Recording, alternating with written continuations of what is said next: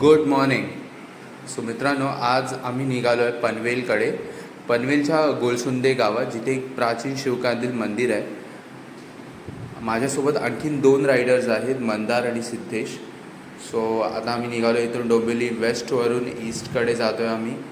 पेंढारकरच्या इथे असलेला पेट्रोल पंपवर फिलअप करून आम्ही लगेचच पुढे निघणार आहे. अराऊंड 50 ते 55 किलोमीटर्सचा वन वे रूट आहे हा. बघूया पुढे काय होतं आहे.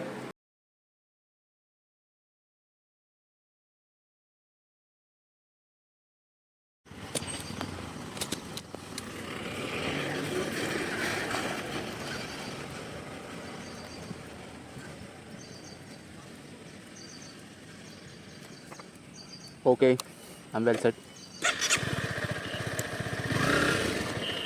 अरे यार, ग्लव्स घालायचा विसरलो. एक्साइटमेंट म्हणजे हा रस्ता खूप भारी आहे आणि इथे जरा वर्दळ पण कमी आहे, त्यामुळे माझा आवाज पण येईल.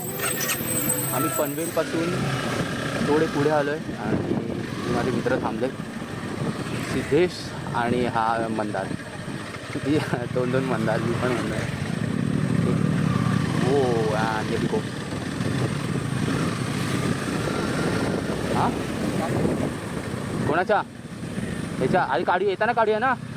ऊन भेटणार मग आताच काढायचे. थोडं पुढे घे ना.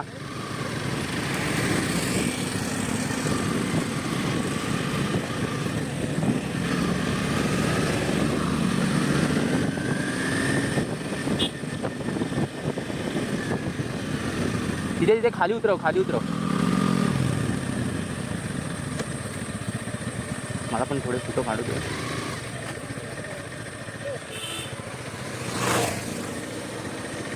पाठी आणू काय?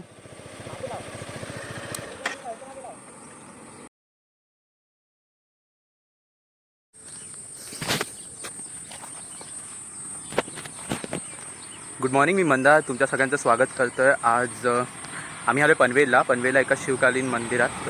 अराऊंड 700-800 वर्ष जुनं असं हे मंदिर आहे. माझ्यासोबत माझे 2 मित्र आहेत, तुम्हाला मागे दिसत असतील, सिद्धेश आणि मंदार.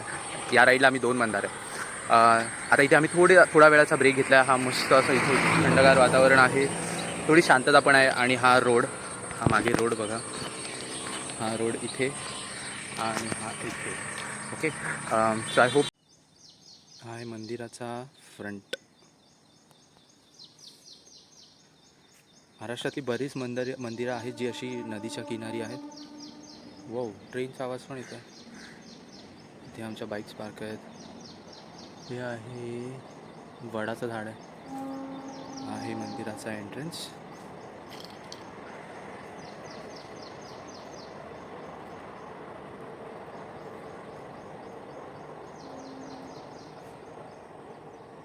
सूर्यनारायण आले डोक्यावरती. चलो लेट्स गो इनसाइड. हेल्मेट घेऊ द्या यार मला. हां, चला मी हेल्मेट घेतलं आहे आणि मी इथे पायऱ्या चढत आतमध्ये जातो आहे.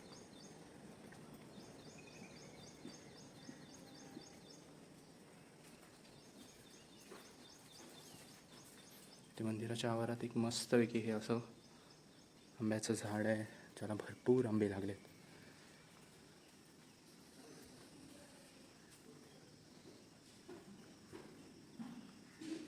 ह्या मंदिराचं नूतनीकरण बऱ्यापैकी करण्यात आलं आहे. वरचा जो भाग आहे, मंदिराचा वरचा भाग, हे पेंट आणि पूर्णपणे इथे पण साईडच्या जी दिवाळं आहेत तिथं पण थोडीफार डागडुजी करण्यात आली. आणि नंदी महाराज, जेव्हा शंकराच्या पिंडीवर दुधाचा अभिषेक होतो, ते इथून मे बी बाहेर पडत, इथून ते पाणी किंवा ते दूध इथे पडत असेल.